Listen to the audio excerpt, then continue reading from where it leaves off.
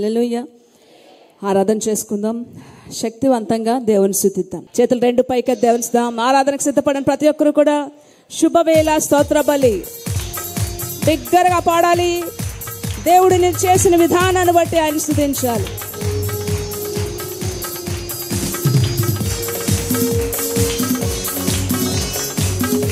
ఆరాధన చేసిన రెండు చేతుల పైకెత్తి దేవుడు నన్ను చేసిన విధానాన్ని బట్టి ఆయనకే స్తుతులు. దగ్గరగా పాడపోయారు. శుభవేళ స్తోత్ర బలి తండ్రి దేవా నీకేలయ. ఆరాధన స్తోత్ర బలి తండ్రి దేవా నీకేలయ. మరలా శుభవేళ స్తోత్ర బలి తండ్రి దేవా నీకేలయ. ఆరాధన తండ్రి దేవా రెండు చేతులు పైకెత్తి తండ్రి అయ్యా. తండ్రి దేవా నీకేలయ. తండ్రి దేవా నీకేలయ. ఎల్ షదాయ్ ఎల్ షదాయ్ సర్వశక్తిమంతుడా, నీకు అసాధ్యమైనది ఏదీ లేదు. ఇది మనుషులకు అసాధ్యం కానీ నీకు అసాధ్యమైనది ఏదీ లేదు. దానికి ఒక ఆధారం నేనే. నన్ను కలు చేసిన విధానమే ఆధారం.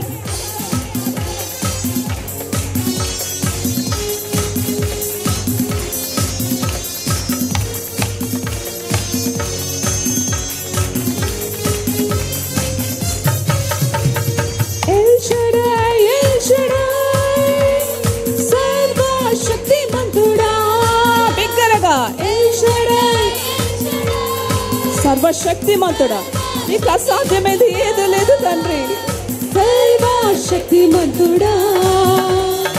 ఎల్ షడాయ్ ఎల్ షడాయ్ సర్వశక్తిమంతుడా. El Shaddai El Shaddai. శుభవేళ స్తోత్ర బలి తండ్రి దేవా నీకేలయ. ఆరాధన స్తోత్ర బలి తండ్రి దేవా నీకేలయ. ఎల్ రోయి ఎల్ రోయి, నన్ను ఇలా చూస్తున్న దేవా, నా కష్టాలు, నా బాధలు, నా సమస్యలు చూస్తున్న దేవా, విడుదల ఇస్తున్న దేవా.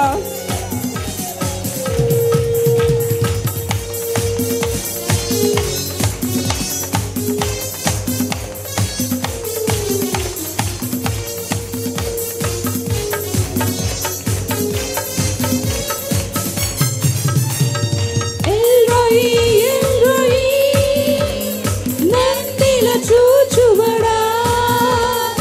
ఎల్ రోయి ఎల్ రోయి నందిల చూచువడా.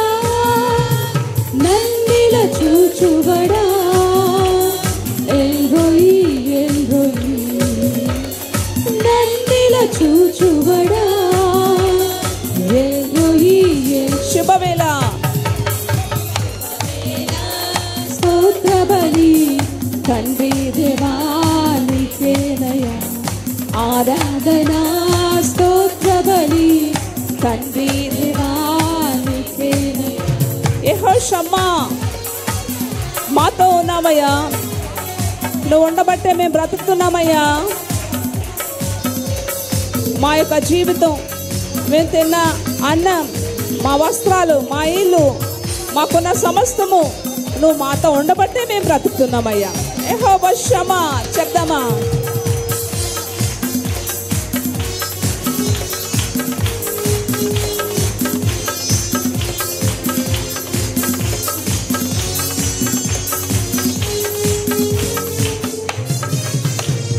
యెహోవా షమ్మా మాతో ఉన్నవడా. యెహోవా షమ్మా మాతో ఉన్నవడా. మాతో ఉన్నవడా. యెహోవా షమ్మా మాతో ఉన్నవడా. యెహోవా షమ్మా. శుభవేళ స్తోత్ర బలి తండ్రి దేవా. యెహోవా షాలోమ్, శాంతి సమాధానాలను నొసగవాడా.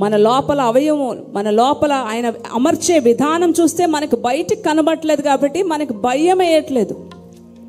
ఒక మనిషిని కోస్తే అప్పుడు భయం వేస్తుంది, అబ్బా ఎన్ని అమర్చాడు దేవుడు. మనల్ని దేవుడు కలగజేసిన విధానం, మనల్ని కాపాడుతున్న విధానం బయటకే కాదండి, లోపల కూడా దేవుడు మనల్ని ఎంతగానో కాపాడుతున్నాడు, ఎంతగానో కాపాడుతున్నాడు. అలాంటి సృష్టికర్త అసలు ఎక్కడైనా ఉంటారా? ఎంత మంచి సృష్టికర్తను మనం కలిగి ఉన్నామండి. మోకాళ్ళ మీదకి వెళ్దామా? మోకాళ్ళ మీదకి వెళ్దాము. అందుకోసం దేవుని స్తుతించాలి. మనిషి గడ్డి అయి ఉన్నాడు, గడ్డి పువ్వులాగా ఉన్నాడట. ఎప్పుడు వాడిపోతాడో తెలియదు మనిషి. ఇన్ని అమర్చినా సరే ఏ రోజు మనిషి వాడిపోతాడో తెలీదు. అంటే గడ్డి పువ్వుతోని దేవుడు పోల్చాడు, గడ్డి పువ్వుతో పోల్చాడు. అలాగే ప్రతి వాక్యం కూడా ఒకదానికొకటి ప్రత్యేకంగా ఉంటుంది. ఇక్కడ గడ్డి పువ్వు అన్న దేవుడు ఇంకో దగ్గరికి వచ్చినప్పటికి ఏమంటున్నాడు, ఈ యొక్క మట్టి మనిషిలో మహిమైశ్వర్యాన్ని పెట్టాను అంటున్నాడు. ఇక్కడ ఏముంది? గడ్డి పువ్వు. ఇక్కడ నువ్వు గడ్డి పువ్వు, కానీ ఇక్కడికి వచ్చేస్తే అంటే ఎంత అల్పమైన దాంట్లో ఎంత బలమైన దేవుడు పెట్టాడు అని చెప్పి మనం ఆలోచిస్తే కనుక, మట్టి మనిషిలోట మహిమైశ్వర్యాన్ని పెట్టాడట. మహిమ ఐశ్వర్యం అంటే నీలో ఒక మహిమైశ్వర్యం ఉంది, నాలో ఒక మహిమైశ్వర్యం ఉంది. ఏ వ్యక్తి కూడా పనికిరాని వ్యక్తి కాదు. ప్రతి ఒక్కరిని కూడా ఒక మంచి ఉద్దేశంతోనే దేవుడు సృష్టించాడు. మనం అనుకుంటాం మన పరిస్థితులను బట్టి, నా జీవితం ఏంటి, నేనేంటి, నా పరిస్థితులు ఏంటి, ఎంతవరకు ఈ జీవితం, ఎప్పుడు అంతమవుతుంది కొంతమంది ఆలోచిస్తారు కదా. ఎప్పుడు నా జీవితం అంతం, ఇంకా ఎంతకాలం బతకాలి అనిపిస్తుంది కదండి. పరిస్థితులు మనల్ని అలా ఆలోచింపజేస్తాయి. ఎంతకాలం ఇంకా బతకాలి. ఇంకొంతమంది అయితే మరణ పడకల మీద ఉన్న వాళ్ళకి ఏమనిపిస్తుంది, అబ్బా నేను బ్రతికితే బాగున్నా అనిపిస్తుంది, నాకు ఇంకా బతకాలుంది, నాకు ఇంకా జీవితం మీద ఆశ ఉంది అంటారు. బ్రతుకున్న వాళ్ళు అన్నీ ఆరోగ్యంగా ఉన్న వాళ్ళు ఏమనుకుంటారు, ఈ జీవితానికి ఎప్పుడూ అంతం. ఒక్కొక్క మనిషి విధానం ఒక్కొక్క విధంగా ఉంటుంది. కానీ మనలో ఒక మహిమైశ్వర్యాన్ని దేవుడు పెట్టాడని, మహిమైశ్వర్యాన్ని పెట్టాడు. ఈ మహిమైశ్వర్యాన్ని మనం కనుగొనలు నేర్చుకోవాలి. నువ్వే ఒక గనివి ఆయనకి, నువ్వే ఒక గనివి. గనుల్ని వెతకడానికి కొండల్లోకి వెళ్ళి ఎంత కష్టపడతారో బంగారాన్ని వజ్రాల్ని బయటకు తీయడానికి. ఆ యొక్క కార్మికులు రాత్రనక పగలనక నెలల తరబడి సంవత్సరాల తరబడి గనుల్లో పనిచేస్తారు, తవ్వుతూ ఉంటారు బంగారం, కొంచెం బంగారం కోసం, వజ్రాల కోసం గనులు తవ్వుతారు, సంవత్సరాల తరబడి వెళ్ళిపోతారు. కానీ నువ్వే ఒక గనివి, దేవుడు అంత మంచిగా నేను తయారు చేశాడు. కానీ నువ్వు అనుకుంటావు, నేను అనుకుంటాను, నా పనికిరాని నన్నెందుకు దేవుడు సృష్టించాడు. ప్రతి ఒక్కరి మీద ఒక ఉద్దేశం దేవుడు ఉన్నాడు, ఒక ఉద్దేశం ఉంది, దాన్ని మనం గ్రహించగలుగుండాలి. ఆయన లేని చోటు, ఆయన వినలేని ప్రార్థనలు ఎక్కడా లేవు. ప్రతి మనిషిని కూడా ఆయన చూస్తున్నాడండి. ఎవరు ఎలా పడుతున్నారో, ఎవరు ఎలాగా ఉన్నారో, ప్రతి మనిషి జీవితం ఆయనకి చాలా బాగా. మనిషిని చేసిన దేవుడు, పుట్టించిన దేవుడు, ఆయన జీవితం ఏంటో తెలీదా అండి? నాకు ఇన్ని అమర్చిన దేవుడికి నా బ్రతికేటో ఆయనకు తెలీదా? తెలీదా అండి? నీవు లేని చోటేది యేసయ్యా, నీ తాగి క్షణముండాలినయ్యా.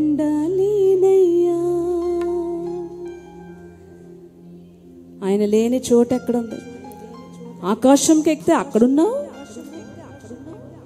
సముద్రం అడుగు భాగానికి వెళ్ళిపోయి అక్కడ దాక్కుందామంటే అక్కడ కూడా ఉన్నావు అంటున్నాడు ఒక ఆయన. అగాధ జలములోకి, భూగర్భంలోకి వెళ్ళిపోయి అక్కడ దాక్కుందామంటే అక్కడ కూడా నీ కన్ను నన్ను చూస్తుంది. ఆయనను మరుగు చేసి నువ్వు దాక్కోగలవా?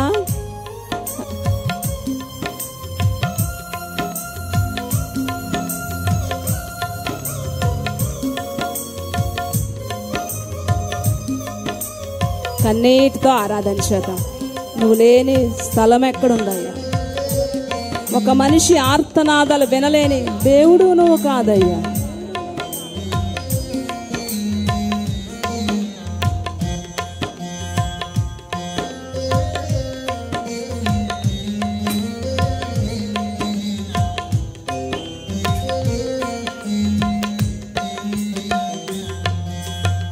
నీవు లేని చోటేది యేసయ్యా, నీ దాగి క్షణముండలేనయ్యా.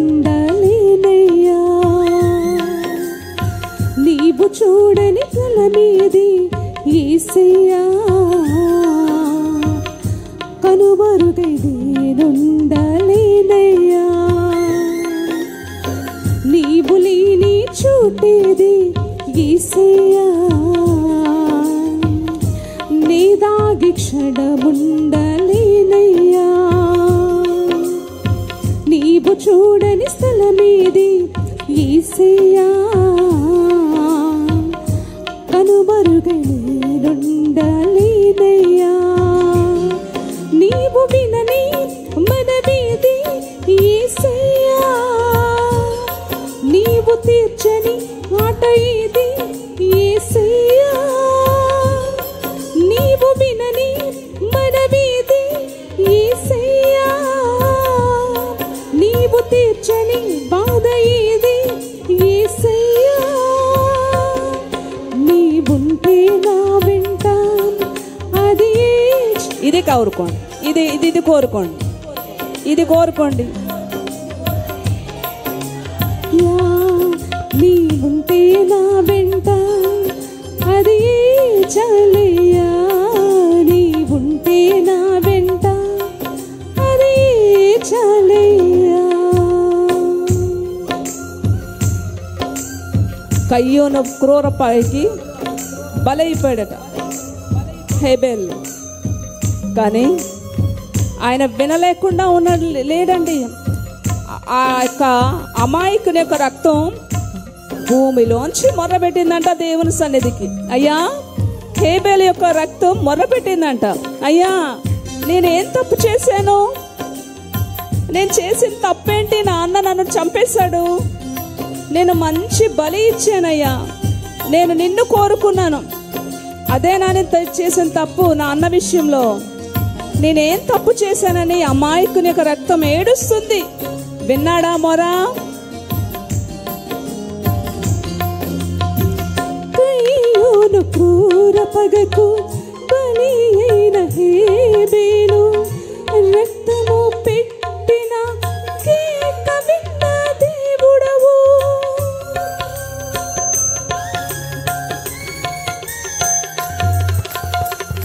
అన్నల ఉమ్మడి కుట్రకు గురి అయిన యోసేపు, మరణ ఘోష గోతి నుండి నిన్న దేవుడవు.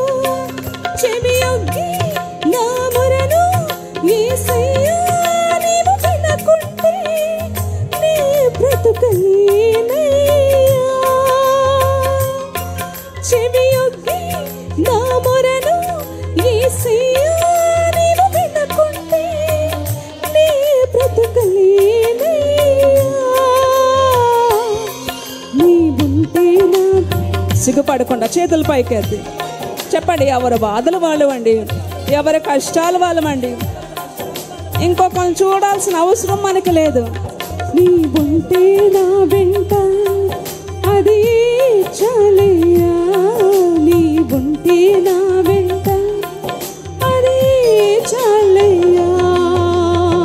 నీవు లేని చోటేది యేసయ్యా, నీ దాగి క్షణముండలేనయ్యా. నీవు చూడని స్థలమేది యేసయ్యా, కనుమరుగై నేనుండలేనయ్యా. నీవు వినని మనవేది యేసయ్యా, బిగ్గరగా నీవు చూడని యేసయ్యా. విశ్వాసంతో నీవు వినని మనవేది యేసయ్యా. ఆఖరి చైర్స్ లో ఉన్న వారు ఏం ఆలోచిస్తున్నారు? నీవు ఉంటే నా వెంట అది చాలయ్యా, నీ ఉంటే నా వెంట అది చాలయ్యా, నీ ఉంటే నా వెంట అది చాలయ్యా, నీ ఉంటే నా వెంట అది చాలయ్యా. రక్తం మొర్ర పెడితే విన్న దేవుడు పాపం ఏం పాపం చేశాడండి? యోసేపుని తీసుకెళ్ళి గోతులో తోసేశారు. ఏం తప్పు చేశాడు యోసేపు? అన్నలకి ఫుడ్ పట్టుకెళ్ళాడు, అమాయకంగా వెళ్ళాడు. అన్నలారా నేనేం తప్పు చేశాను? నేను ఎంతగా మాట్లాడుతున్నాడు కదా. ఒక మనిషి మంచిగా ఉండడం సొసైటీ ఇష్టపడడం లేదు ఈరోజు. సమాజం మనిషి నీతిగా ఉండడం ఇష్టపడలేదు, అదే తప్పు, అందుకే చంపేస్తున్నారు ఈరోజు. కానీ దేవుడు వదిలేడా? మరణ లోయ గోతిలోంచి మొర్ర వినబడ్డదట దేవుని యొక్క చెవులోకి. ఈరోజు ఇక్కడ కూర్చొని ఎక్కడ ఏ మూలన ఉండి నిజముగా నువ్వు మొర్ర పెడుతున్నావో ఆ మొర్ర దేవుని సన్నిధికి వెళ్ళదా అండి? వెళ్తుందా లేదా? మరణ గోతులోంచి యోసేపు మొర్ర వెళ్ళిందంట.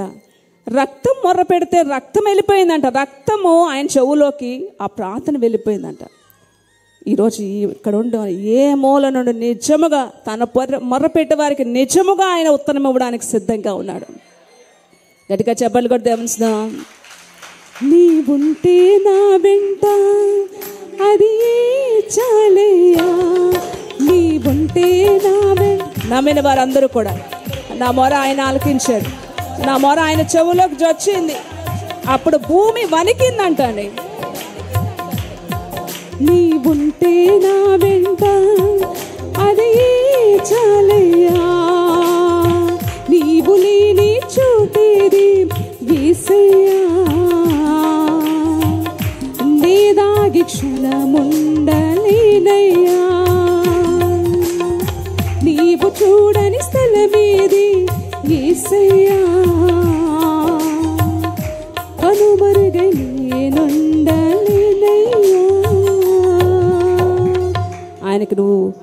ఆయనకి దాక్కోవడానికి, ఆయన మరుగు చేసి నువ్వు ఎక్కడా దాక్కోలేవు. నేను ప్రతి చోట ఆయన కన్ను స్కాన్ చేస్తుంది కనుక నువ్వు తగ్గించుకొని ప్రతి ఒక్క మొర నిజముగా మొరపెట్టే వారికి ఆయన సమీపంగా ఉన్నాడట. దేవుడు మీతో మాట్లాడితే ఒక్కరు ప్రార్థన చేయండి, దేవుని మహింపరుస్తూ.